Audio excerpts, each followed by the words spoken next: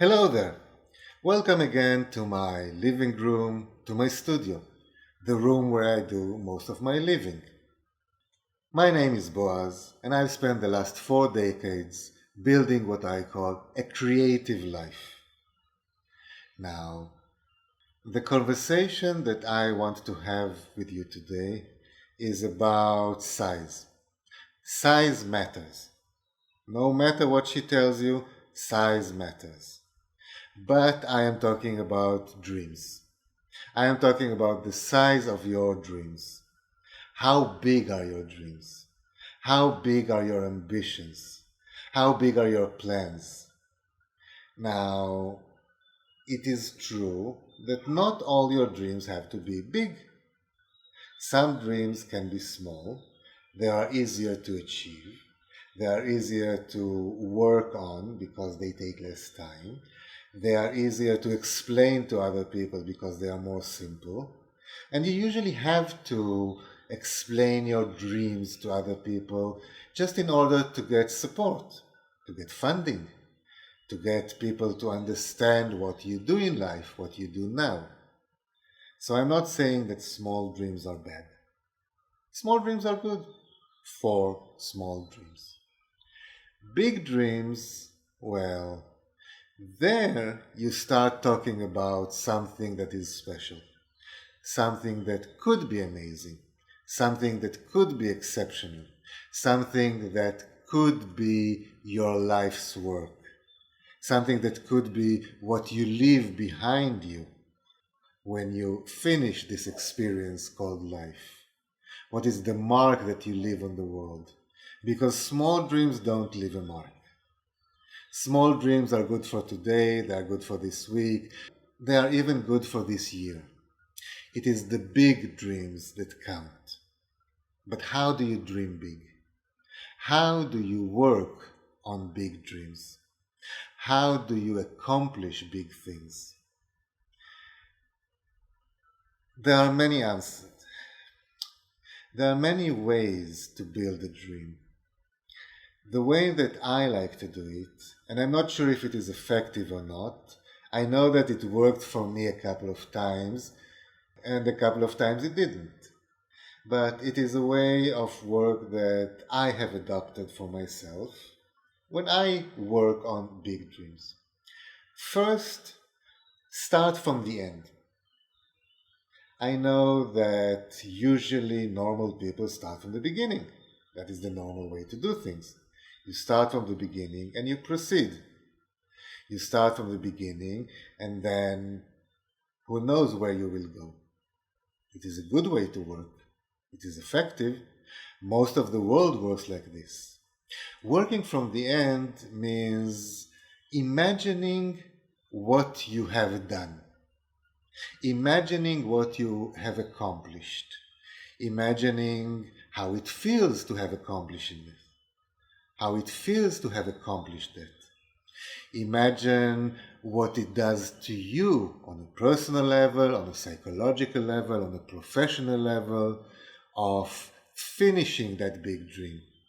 Because then you start asking, why do I do it? Do I really want to do this big project?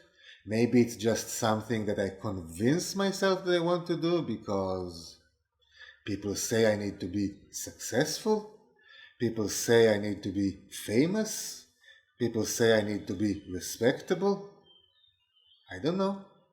This is the beauty of starting from the end. It saves you time. You are already, at least in your imagination, where you should be.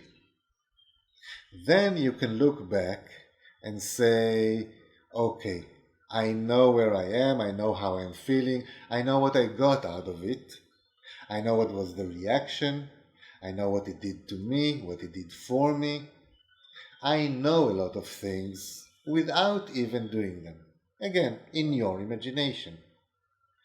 The second phase is once you imagine that, all you have to do is start imagining how you got there.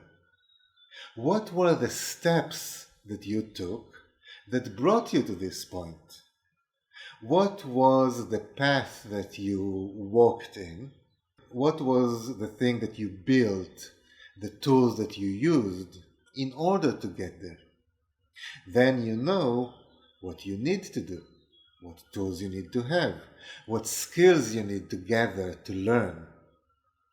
This is the second step in working backwards.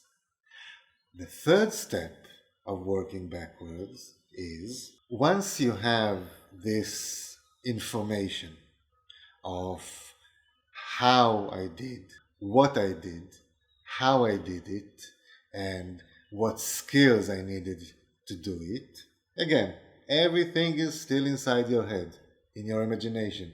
You have not taken even one step.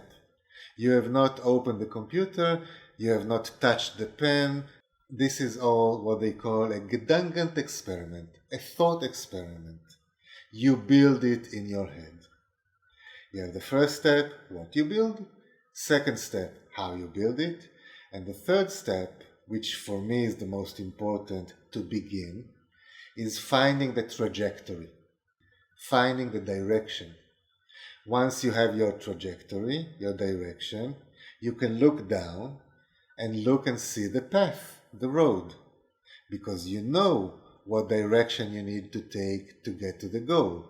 You know what direction you need to take in order to get the skills to get to the goal.